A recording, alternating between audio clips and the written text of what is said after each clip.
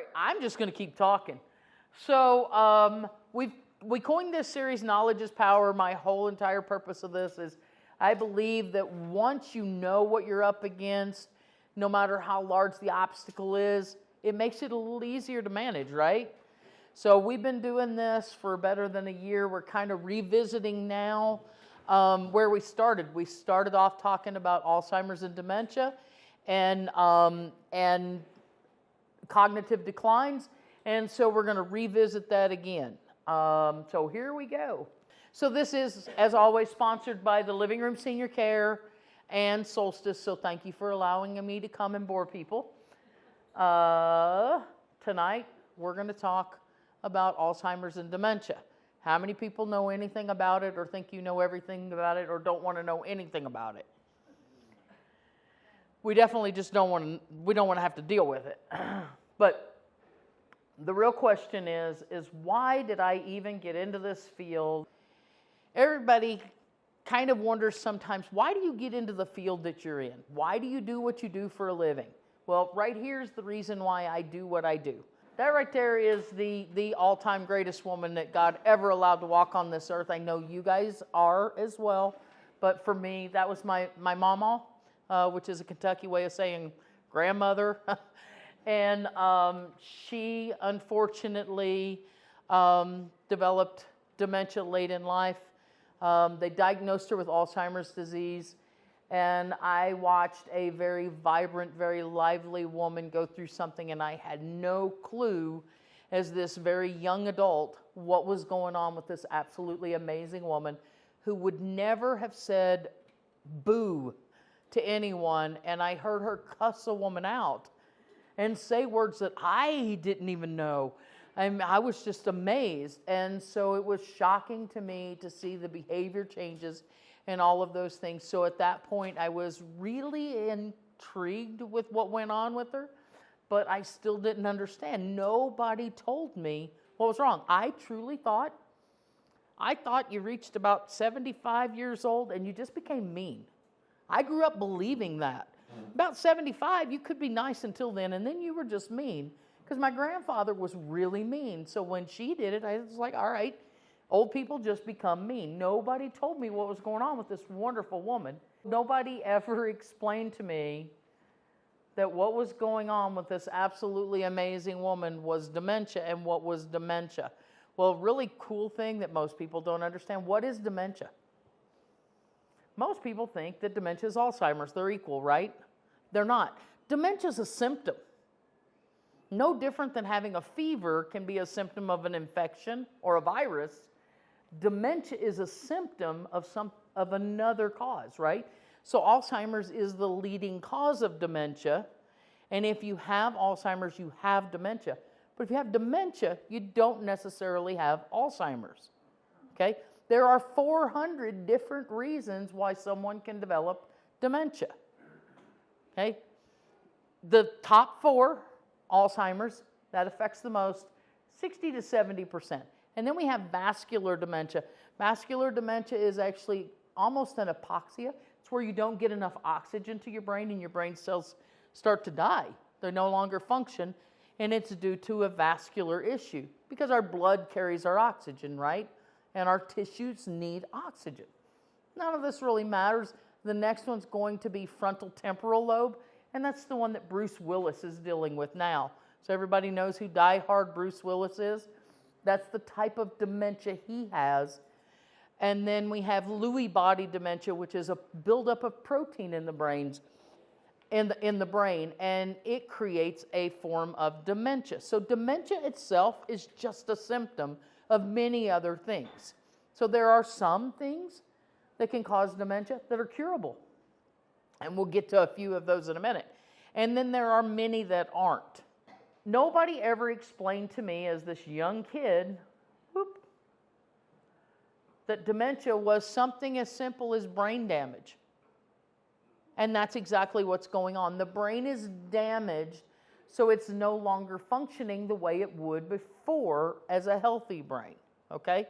So that's what causes dementia, whether it be from Alzheimer's disease, from a traumatic brain injury, too many concussions, a car accident, alcoholism, vascular dementia. There's all kinds of reasons for this symptom, but the one that we talk the most about, the one that most everybody knows and they're scared to death of, is Alzheimer's.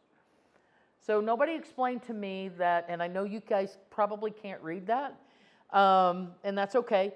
Nobody explained to me that what was going on with my lovely grandmother was brain damage. And that this woman, I wasn't going to be able to reason with her, I wasn't going to be able to reteach her, and I was losing pieces of who she was to the damage that was going on. So, but I promised we'd talk about some of the reversible causes. Depression. Depression can cause dementia, confusion, forgetfulness. Depression can cause that, and that is a dementia. Anxiety. You get so anxious over things, you can develop dementia. Medical side effects. Anesthesia. Or cold medicine as you're aging. So our bodies don't metabolize things as well as we get older. So then you have medicines that'll cross the blood-brain barrier, and they can cause dementia-type symptoms. Usually those are easily and reversible when you stop taking the meds. Thyroid problems. How many people here take thyroid medicine or have thyroid issues?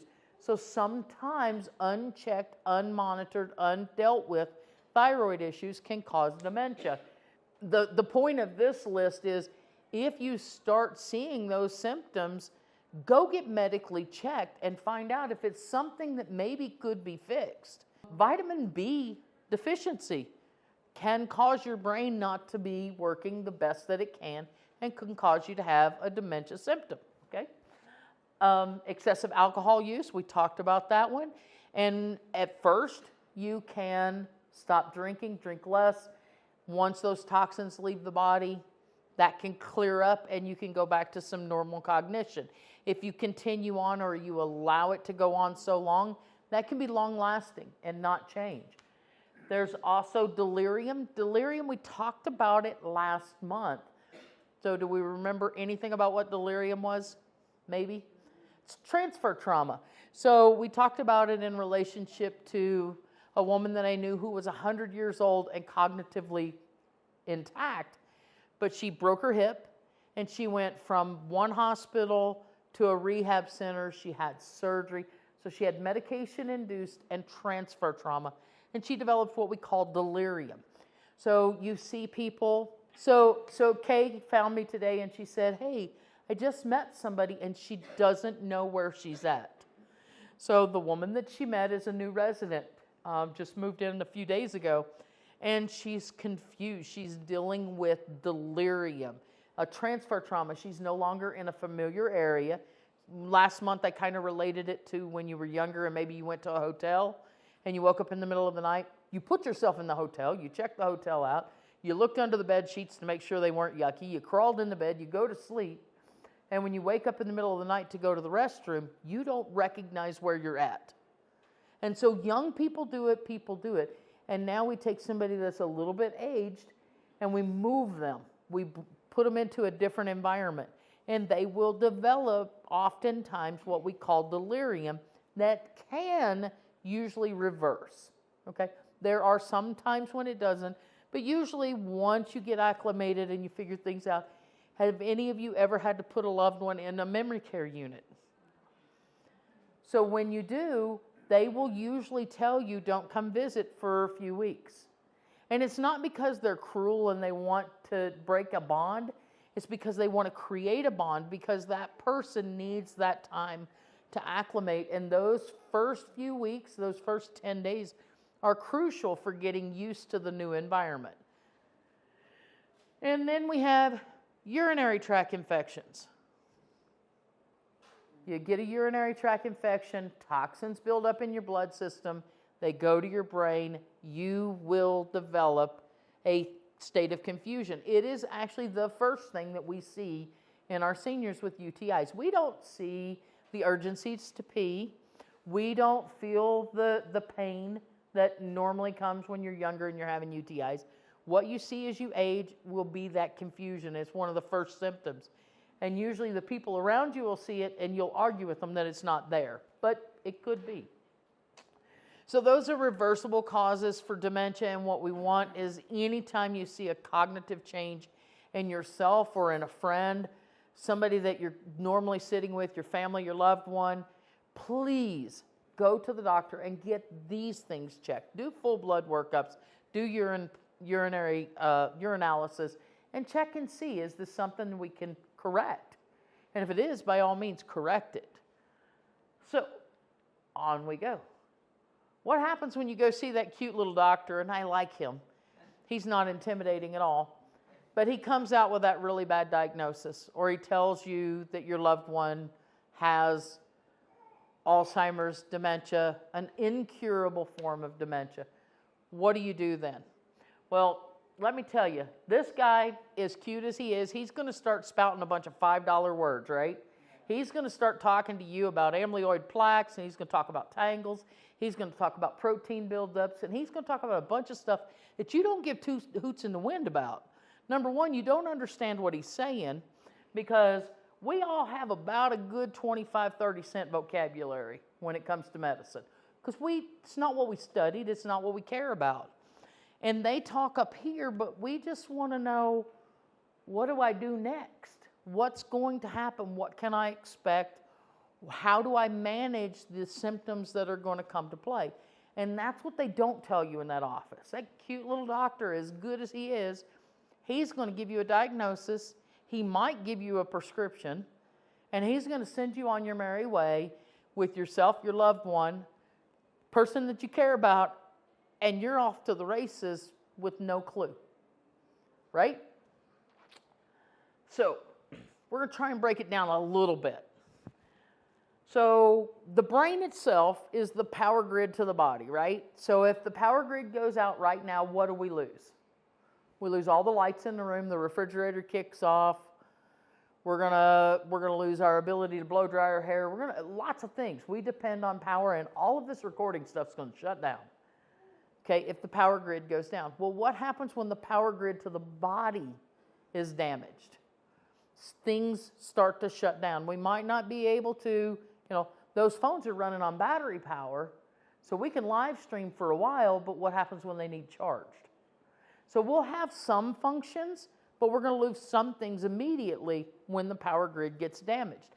So when the brain suffers this damage, be it disease or injury, and it's permanent, then we'll start to see systems that will start to change, and they won't work as well or they'll shut down.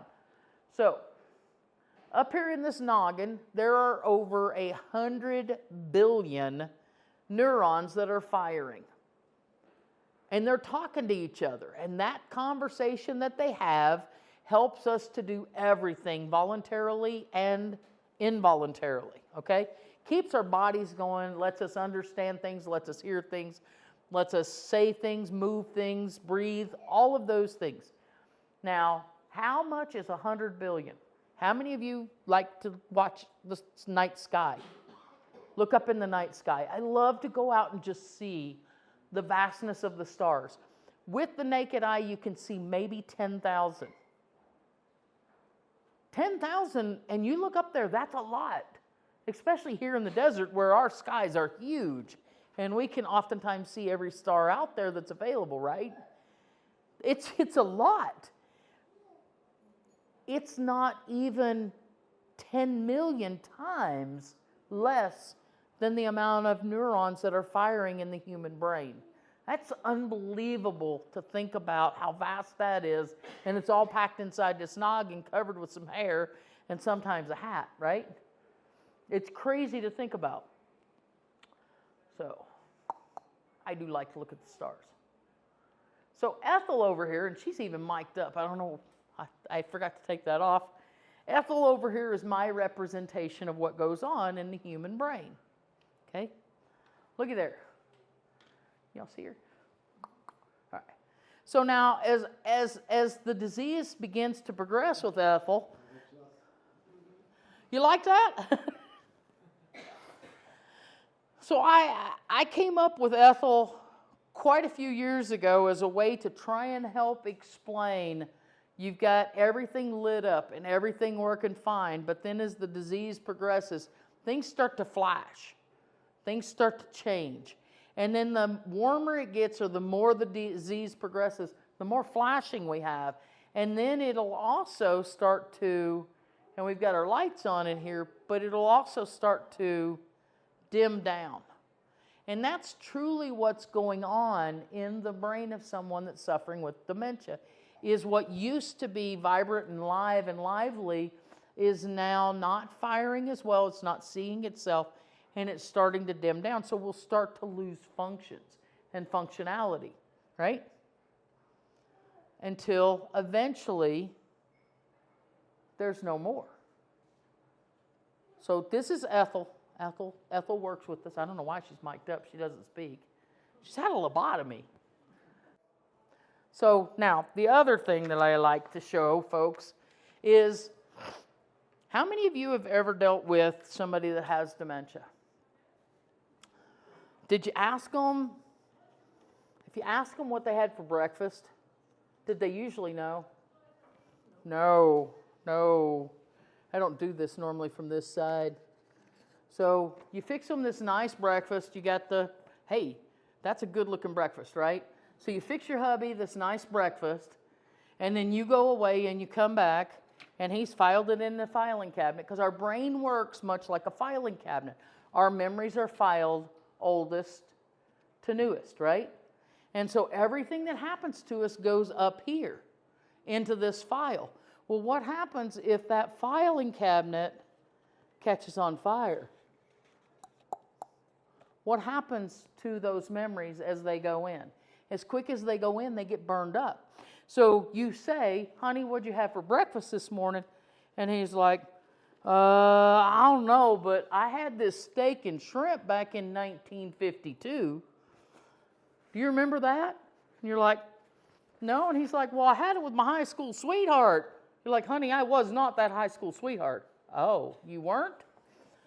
Because as the brain begins to decline, our memories back here are still good. So you'll hear family members and friends, and they're like, well, I don't understand. He remembers what classes he had in high school, but he doesn't remember our anniversary, and he doesn't remember my birthday anymore. Why is that? He's a jerk. No, he's not. She is not. I don't know why I always pick on guys. She is not. She's dealing with brain damage because that fire is now burning backwards into older memories. Okay? So then you're like, but honey, do you remember building the house? And he is like, no. But you remember building the house. And he doesn't, because the fire's now consuming those memories as well. All the while, he's like, but I remember 1952, and I remember my high school sweetheart, and I remember that steak and shrimp. Does that make sense? That this fire is literally consuming backwards through memories. And so you desperately want your loved one to live up here in the present, in the today. You want them to be right here with you, but their world's now confined back here. And that's hard. So when they ask you questions, or they talk about things, or you ask them questions and they don't know the answers, it's not because they're trying to make you mad. It's not because they're being a knucklehead. It's because they truly don't remember. And so if they say, no, but I built this in 1928, your initial response will be, no, you did not. You don't even know how to swing a hammer. You didn't build anything. So you start an argument. When you start that argument with anybody, what's going to happen? They're going to defend themselves. And so then the argument ensues. So we hear so much in dementia that they're combative. they're grumpy, they're angry. Well, how many of you like to be corrected? How many of you like to be told, nope, you're wrong? None of us do. None of us do.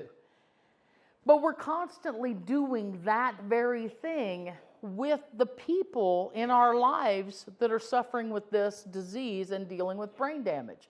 Am I correct? We've all done it.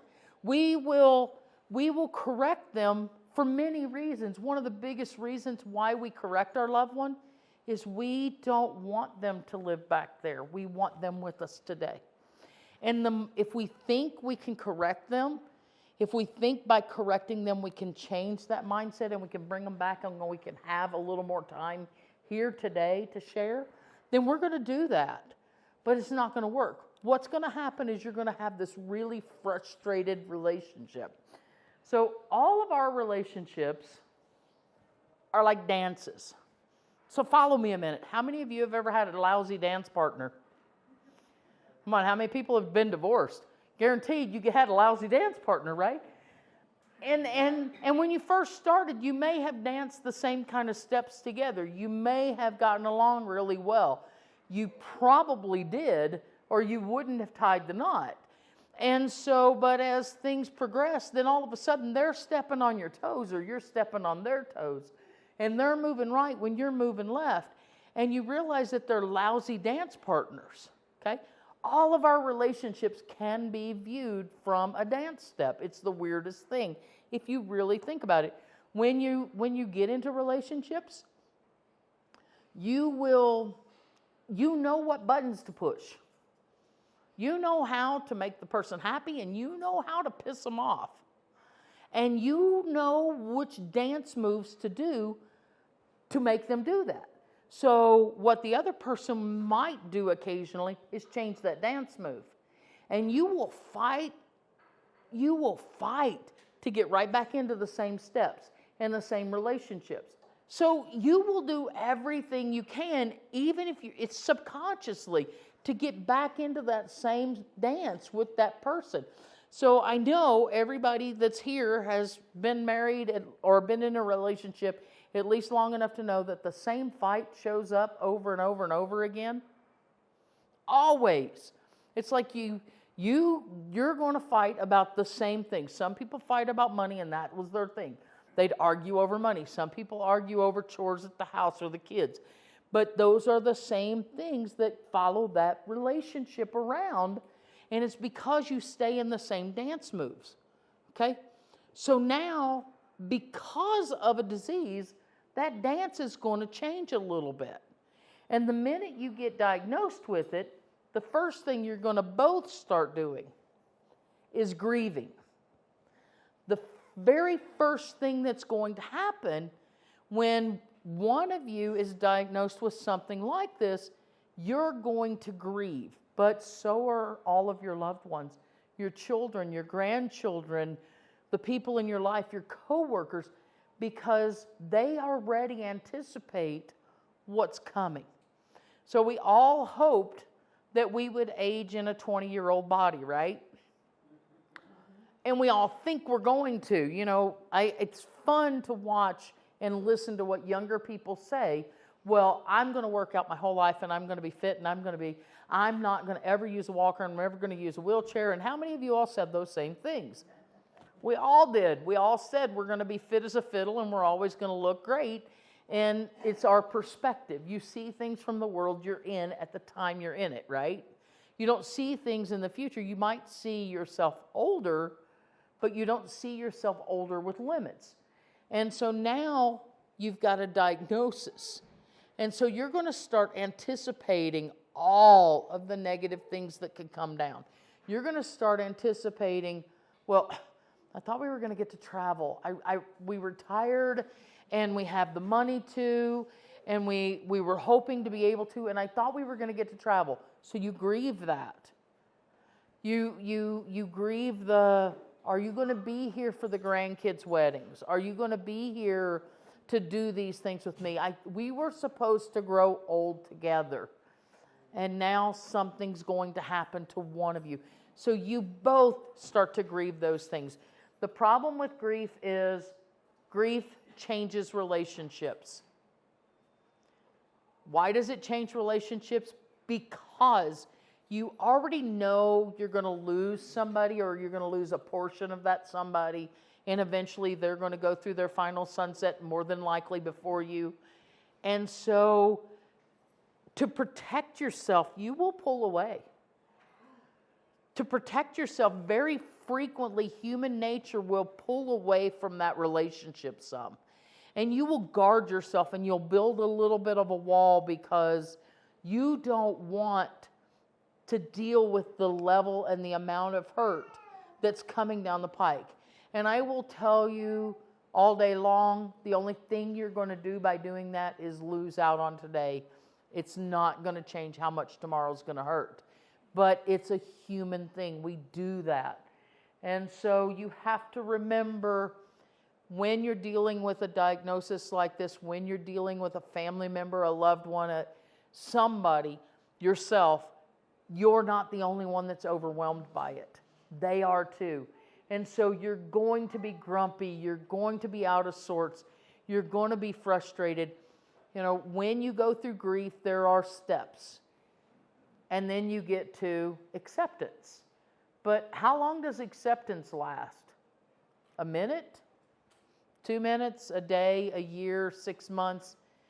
But then all of a sudden anger pops right back up. It does. Grief goes like this. It's not linear. It doesn't go in a line. And so you might be accepting of this diagnosis today, and you're just going to live your best life. You're going to go travel. You're going to build memories.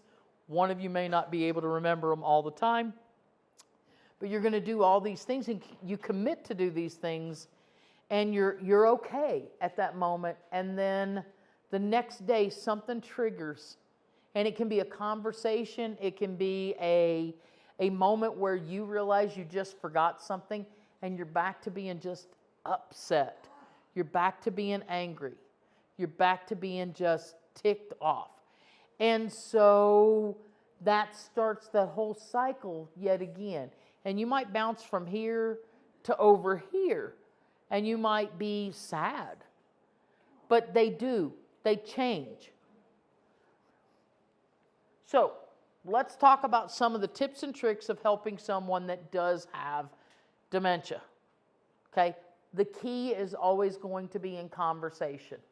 It's not going to be in anything else. The best way to help someone and help yourself, if you're the care person, if you're the family member, the best way to help is to learn how to communicate in a whole new way.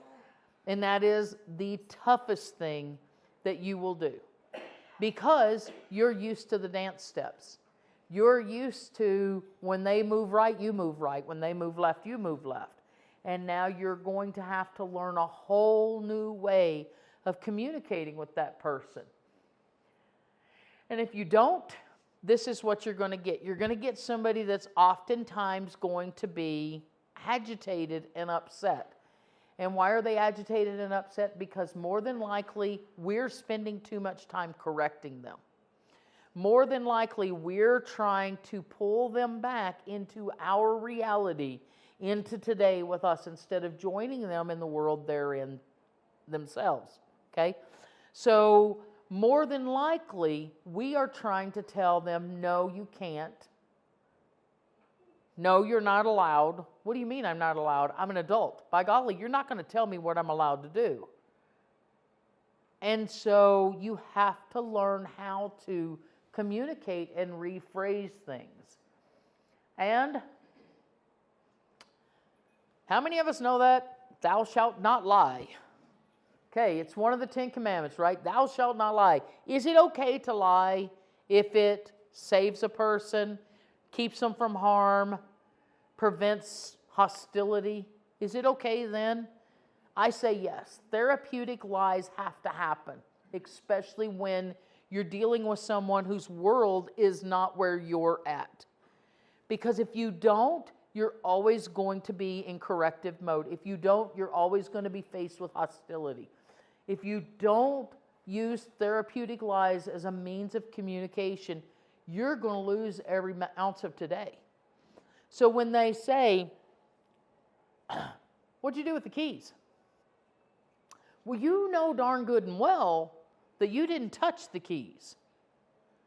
So immediately, as a spouse, as a friend, as a family member, it's, well, I didn't have the keys, you had them. No, I didn't. Now, they don't remember that they had them. And no amount of poking and prodding and screaming and yelling and fussing and fighting is going to cause that memory to come up. You're not going to recreate that for them.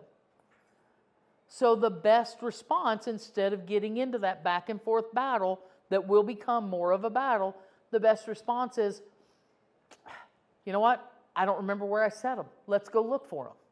Okay. I don't remember what I did with them. Take the punch. It's not going to hurt you. What's going to hurt you is if you spend every minute of your relationship doing this and fighting and beating one another up. That's what's going to hurt you. That's where you're going to be frustrated. They're going to be frustrated. The family and friends around you are going to be frustrated. And you're going to lose precious time. And it's so much easier just to take the bullet. And you know, let's be honest. We've done it our whole lives. We do. We take the bullet at work. We take the bullet with our kids. We take the bullet with our spouses. We take the bullet with our friends. But for whatever reason, when it comes to dementia, we feel like if I take the bullet, I'm acknowledging and accepting the disease. Acknowledge it and accept it. You're not going to change it. Please acknowledge it. Please accept it. And please move on, because fighting it will only lose precious moments. Okay? How many of you have ever done a dot to dot? Yeah, like those 1, 2, 3, 4. Now, when I look at this picture, I see a dog. And I don't know if I can make my pointer do it, but I kind of see a dog, right? And you see a duck, okay. And I can see those things. I see the bill out there. And so we printed this off in the office yesterday because I wanted to do this. And then sitting in our own appropriate desk, we started working on it. And lo and behold, it's not a duck and it's not a dog. It's a boat on the ocean or on a lake. And so then if you're Jamie and you're paid to sit there, you can color. And you can see how pretty that boat is. So dot to dots are fun, right? You connect the dots, you make pictures, and we were surprised. We truly, genuinely were like, we were guessing as we were going. And it was funny. We're like on 99 and we're like, what is it? What do you see? And I think Tom might have been the first one. He was like, it's a boat. I'm like, I still didn't see a boat. I had the picture drawn and I'm like, I don't see a boat. Because as I'm looking at it without any color, I just still didn't see a boat. But now what happens if we take the numbers away?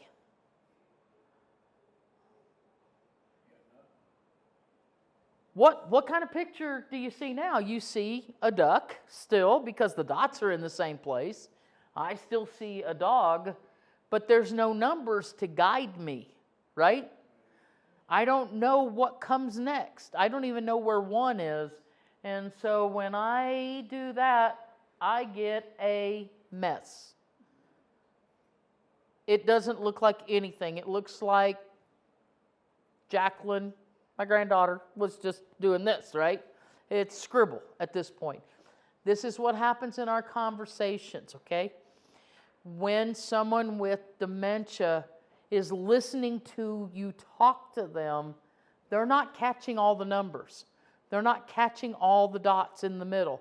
So you're saying, she is coming over for dinner later, I need you to get ready. And the focus is on she. Well, who is she? It's an assumed thing. We are the worst in the world for speaking clearly. Our language sucks. We use pronouns when we should use proper nouns. And who is she? Well, she could be the neighbor. It could be my daughter. It could be a coworker. Who is she? We didn't say that. And so the person who's trying so hard to live in reality is sitting there going, and doesn't hear any of the other dots along the way. And then all of a sudden you look up and go, well, are you going to get ready? For what? Didn't hear dinner, didn't hear coming over, didn't hear any of the other parts in the middle. All I heard was she, and I'm trying to figure out who she is. Is she the dog? Is she the turtle? Is she the fish? Who is she? And you're mad at me because I'm not getting up and getting dressed right now. And we do that to our family members all the time. We do that to our loved ones so frequently, where we need to just back up. First off, use proper nouns. Don't use pronouns. Don't say he's going to, she is going to. And please, if you're in the middle of saying, Donna told me that she is going to, Donna told me that Donna's going to. Replace those proper or pronouns and put the proper noun in, and you will keep track of that person cognitively longer by just being clear in communication. And it does. It helps so much. But if you're trying to get them to draw a boat and you're not giving them the numbers and you're not giving them a chance to go from 1 to 2 to 3 and follow you, then it's a guarantee all they're catching is a whole big bunch of scribble, and then you're mad because. And we do this a lot of times. We'll come rushing into rooms as caregivers or as family members, and it's, I need you to get ready. It's time for you to do this. And we're in a hurry. Are any of you all in a hurry? When was the last time you were in a hurry? 19 what? I mean, it's been a while, right? It's been a hot minute since you were in a hurry. But family members are in a hurry because they've got, and bless their hearts, they've got their own lives outside of trying to help and assist. And so when they come in and you've got maybe a scheduled doctor's appointment and they tell you, I'm going to pick you up on Thursday morning at 11 o'clock, I need you to be dressed and ready. Even if you don't have dementia, come Thursday morning, that's probably the last thing you're thinking about, unless you have a little OCD, and then that's all you can think about. The fact. But if they run in the room and they've got to go to the restroom because they just drove down Bear Valley and they're trying to get here and they've been in traffic, and they run in the room and they tell you, get your shoes on, and they run off to the restroom, you may not have even processed that they just walked through the door till they're walking out and they're yelling at you because you're not ready. And we see that happen a lot. We have to change the way we communicate. This is not about the person with the disease. This is about us. This is about how we do things differently to make their lives better. But if we make their lives better, we make our own lives better. Okay? Because if you don't connect all the dots and you tell somebody to go take a bath or take a shower, what happens? You might end up in a bathtub with clothes on. And that can happen. Because how many steps are there to taking a bath? Just as something as simple as I've got to go to the restroom, to the bathroom. I've got to open the door up if it's closed. I've got to close the door behind me if I'm modest. I've got to take my clothes off.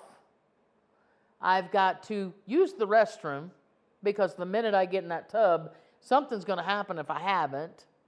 And then I've got to, if I draw my water first, I've got to turn on the water. I've got to check the temperature. I got all these steps to do, but if you just tell somebody, hey, go take a bath, you're leaving out so much important information that brain may not be able to process anymore. May not realize all those steps are involved anymore. So if you say, it's time to get in the car, and they go out and get in the car, but then you get mad because the front door's left open, it's because you didn't give all the information for the job to be done correctly. You're expecting someone with brain damage to function like somebody that doesn't have. And we do this. We do it because intellectually we're here. You know, you're an intellectual equal with your partner or your family member very frequently, and as they start to decline, you don't always recognize that you need to maybe, for lack of a better way of saying it, simplify it. I don't want to say dumb things down because that's rude, but bring it down. Bring it down to a simpler way of understanding, and you're going to get along so much better. The other thing that we like to do with dementia is we like to hide things and hoard things, and it's almost like an Easter egg hunt sometimes. Let me tell you what, the best and greatest thing that's ever been made is an AirTag. No matter where your keys go, no matter where they get laid down, no matter where they get hidden or put away, you can find them. I am an advocate for using tracking devices. It's a little tracker. If I took it off my keys today, but normally I have one on my car keys. It's a little tracker, and you can find it anywhere. There you go. Rolf has a tracker. Just a little tile, and if he loses his keys in the building anywhere, he will be able to find it. I have it on everything that the caregivers use here. All of our tablets, the keys, everything have trackers on them. And I've had to come over with my own phone and go through the building until I can find out exactly where somebody left the keys or the tablets. So I'm an advocate for those things because we do not function as well with cognitive decline, with dementia. And while we may have always been very organized and our keys went home and they went to the right spot and they always went right here, maybe we don't do that so well anymore, okay? And it may not just be the keys. It might be our wallet. Put a tracker in a wallet.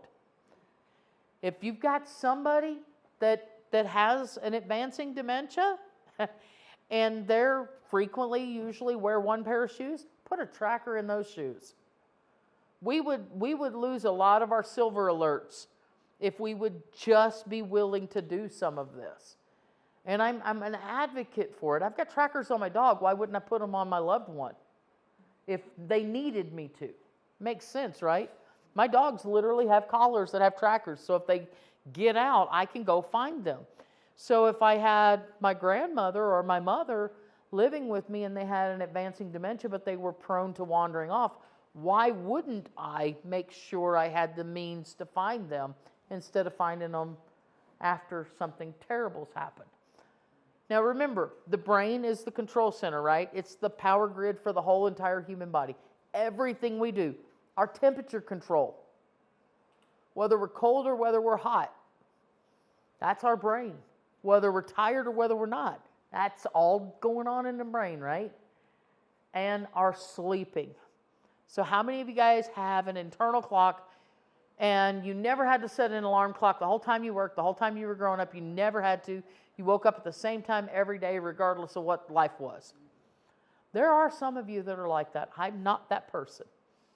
If that alarm doesn't go off and nobody bothers me and that phone doesn't ring, I don't care what time it is. It can just keep passing by.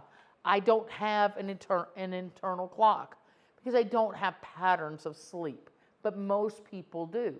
So what we see a lot of times go on with dementia is we'll see that those sleeping patterns change, okay? Either we sleep more or we sleep less. We had a client one time, correct me if I'm wrong, Jamie, it was like 6 straight 24-hour days, and he had only slept 15 minutes. It was a nightmare, and he was not okay. He was in a crisis situation, and his wife was just not doing well with it, and so she brought us in to help. So sleep disturbances are part of dementia and cognitive decline. They really are. Whether it be that I sleep too much or I sleep too little. The temperature, I said temperature's a thing. So we had a client one time who did not realize she would tell everybody she was cold. And so bless this caregiver's heart, she would put blankets on her. And then she'd tell her she was cold and she'd put another blanket on. And she'd say, oh, I'm cold, I'm cold. She put another blanket on. And about 12 blankets later, she's a hot potato in here, but she didn't realize it, if that makes sense. She did not realize that she was actually burning up because her brain wasn't telling her that she was. So there are cases where we've had people with advanced Alzheimer's get in a shower and scald themselves because their brain doesn't trigger that pain response that says, hey, this water is straight hot water. So those things can happen, and there are ways we as loved ones have to function to protect that. And it's not leave them in the shower with a 2-handle shower where they can shut off the cold and sit there and scald themselves. It's get a mixer valve that you can't do that with, adjust the hot water heater. There are things that we need to do from a safety perspective once somebody's moved to that level. And when I say this, please always prepare for the unexpected, okay? You never know what's going to happen if you're in a private home, which you guys aren't, and I understand that. You're in your apartments here now. But in a private home, if you are the spouse and you have your spouse who has cognitive decline, dementia, a loved one, a daughter, whatever, and you're living with them, what happens if you're in an accident? So this person, your spouse, your loved one that you live with, they have advanced dementia. And you're cognitively aware, but you're the caregiver, and you fall and break a hip, or you fall and you're unconscious, and 911 gets called. What happens? That ambulance will roll up, they'll come in, they'll take care of the injured party. And the moment they take care of the injured party, they leave, and who's left there all alone? Yeah. Oh my gosh. So what's this very quiet little guy or gal that's sitting in the chair watching you taken off to the hospital going to do without somebody else's assistance? They're going to sit there for a little bit, and then they're going to go looking for you. And so that's how we see some people that wander off, is something happened here that was out of the ordinary. So we have to always plan for that. I'm an advocate of, if you have someone that has the cognitive decline, put a note on the door or right as they come in. And I've had families do this. This is who's in the house. This person has advancing Alzheimer's. If something happens, because we've seen it where the loved one was taken away and he was left. And he didn't know to call anybody. And it wasn't until the next day when the caregiver came. He knew enough to call 911 for his wife. So his wife fell. She was unconscious. Ambulance came. He called 911. Ambulance came, took her away, and left him there. Fortunately, he didn't wander off. Fortunately, nothing bad came of it. But he was alone for about 18 hours before the caregiver came the next day for their little short shift. And they're like, well, where's Mary? I don't know. Kids are out of state. They didn't know. So please prepare for those kind of things. And I know I'm kind of preaching more to our audience out there than I am in the room here. But we never know what's going to happen. Even in here, and I've told you guys, please be ready for the worst. Please have your paperwork ready. Please be ready and prepared in case something happens to you. You push that little button, and the ambulance comes in, and these cute little guys show up, and they pick you up, and they take you away. And yes, there's certain information that the community has about you, but they may not have everything. I have seen times where the emergency contact's not on file. And then they're chasing their own tail trying to find out, who do we get a hold of? How do we get a hold of them? So please be ready. Please prepare. And then remember this. Every relationship is a dance. And we start off dancing and we can cha-cha-cha, man. We can cut a rug. And then as things progress, as things decline, as we age, as our knees go bad, we may have to just snuggle up in for a slow dance and change the dance steps. We may have to do things differently. We may not be able to get out there and cut a rug. How many of you guys know Ed Malkus in the building? Ed? Ed and Lona could dance better than any two people. They swing danced, and I was at their 50th wedding anniversary, and let me tell you what, those two could dance like nobody's business.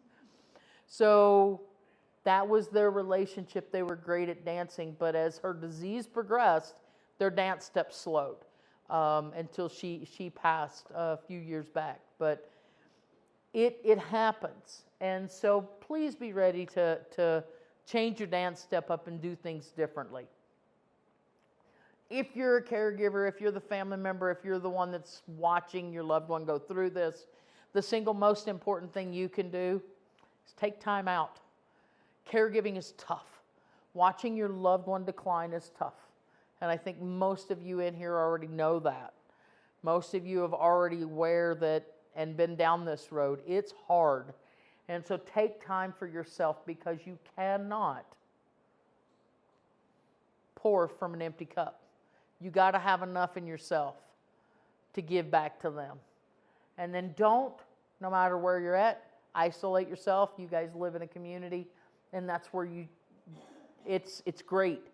Even if you may not like everybody that's here, there are people here to interact with. So we see too much isolation as families, as we age, and we kind of seclude ourselves away, and we just hide away.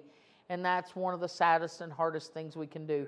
If you're watching your loved one go through something tragic, please jump in and get yourself a support group, get yourself some help, get you somebody that you can talk to, be it a friend, a neighbor, somebody that's been down that road. And most of us have been down something big enough that we know. So that's it. Any questions?